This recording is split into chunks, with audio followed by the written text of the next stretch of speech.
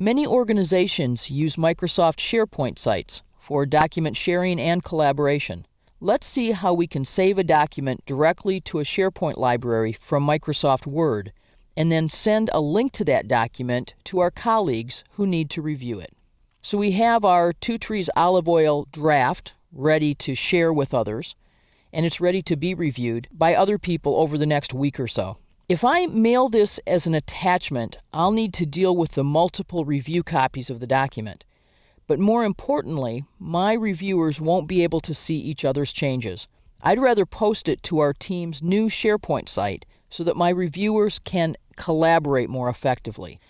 I'm going to choose File and go Backstage, choose Save and Send, and choose Save to SharePoint. Now, this is a brand new site, so I don't have any history of saving to it. It's not listed in my Save to SharePoint list, and I'll be forced to browse for a location.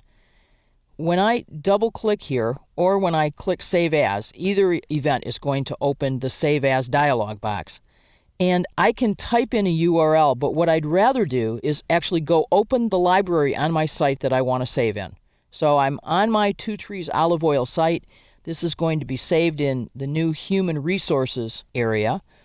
And I want to copy this URL so that I can give it to Microsoft Word in that Save As dialog box. Now, I can copy the whole thing. There's something, though, that you'll get used to as you work with SharePoint, which is at the end of a URL where it says Forms, All Items.aspx. This is actually the view of the library. We don't need that part of the name, but we need all the rest of it. So I can either copy here only what I need, or I can copy the whole thing and then cut in that dialog box. It's a lot easier to copy here. So I'm just going to copy this text, return to Microsoft Word, and where it has file name, I'm going to drop in that URL and press Enter. This is going to connect to SharePoint. I'll be prompted for some credentials at least the first time, and say OK. And now I am in my Human Resources library. While there was a document in there, it doesn't show up here because it was a PowerPoint document, and I'm in Microsoft Word, and it says no documents of this type are in the library. So here's my document name. It's going to my SharePoint site, the Human Resources library, and I'm going to click Save. To save this document to my SharePoint site, it will be uploaded to the server, and it's there. I'm going to go back to my SharePoint site now briefly, and I'm going to refresh this library. And you'll notice here's my Two Trees Handbook posted and when it was last modified. So I can click the Open menu to see what I can do with this document. And one of my choices is to email a link to this document. So I'm going to do that. I have some other people who I'd like to have review the document.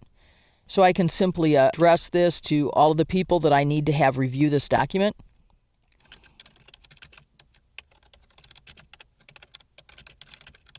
I can add any other notes that I wish, and I can send this to my reviewers.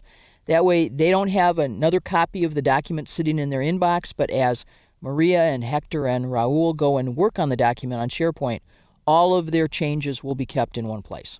So I can just click Send in order to send this off, and I'm all set. So by saving my document on SharePoint, instead of having 4 copies of the document roaming around and having to sort them out later when they come back, I have one consistent review being conducted by 3 people because I saved my document by going Backstage in Word 2010 and putting it on our SharePoint site.